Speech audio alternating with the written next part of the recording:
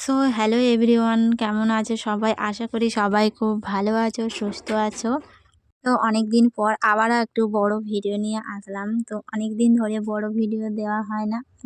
আর কাজের চাপের জন্য তো আর কোনো ভিডিও দেওয়া হয় না। মাঝে, মাঝে একটা করে শর্ট ভিডিও আপলোড করি। তো আজকে ভাবলাম চলো আজকে নতুন বছরের জন্য একটা বড় ভিডিও দেওয়া যাক। তো যাই হোক সকাল, সকাল চলে আসলাম আমি, এই যে আমার মেশিনের কাজ। তো এখানে সারাদিন আমার কেটে যাবে।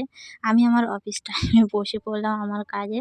তো আজকে কিন্তু আমার ২ টো ব্লাউজ রেডি করতে হবে। তো সেই কারণেই কিন্তু বসে পড়লাম। আর ২ টো ব্লাউজ ছিল, অনেক ডিজাইন, সেম ডিজাইন একই কাস্টমারের। তো এই ২ টো ব্লাউজ করতে কিন্তু সারাদিন লেগে যাবে। তার মধ্যে থাকে রেডিমেড সেলাই, থাকে যেমন নাইটি ব্লাউজ, এগুলো তো থাকে। তো রেডিমেডগুলো তো আমাকে আগে কমপ্লিট করতেই হবে, কারণ ওগুলো তো কাস্টমার বেশিদিন ফেলে রাখে না। আর ঠান্ডা কিন্তু প্রচুর পড়েছে। তো ঠান্ডাতে আর কাজ করার একদমই ইচ্ছে নেই। ঠান্ডাতে মানে পা হাঁসফাঁস জমে যাচ্ছে। আর যাই হোক আমি কিন্তু বাড়িতেই কাজ করছি। আজকে আর দোকানে যাওয়া হয়নি। আর আমার কিন্তু ২ টো মেশিন আছে। বাড়িতে থাকে একটা আর দোকানে একটা থাকে। তো সেই কারণে আমার কোনো অসুবিধা হয় না।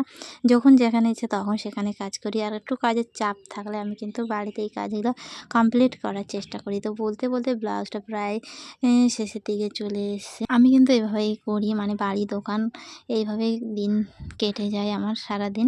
আর সারাদিন আমি কাজের মধ্যেও থাকি, তার জন্য কোনো দুশ্চিন্তা মাথায় আসে না।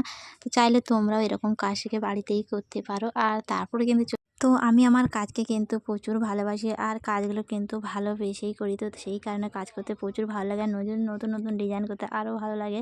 চলে আসলাম আমার সেলাই ক্লাসে। এখানে আমার আজকে ছিল চুড়িদারের কাটিং। তো আমি ড্রাফটিংটা দিয়ে দিয়েছি। আর এখানে কিন্তু সবাইকে বুঝিয়ে দিচ্ছিলাম। তো পেপারে সবাই কিন্তু আগে ড্রয়িংটা করে নিচ্ছে।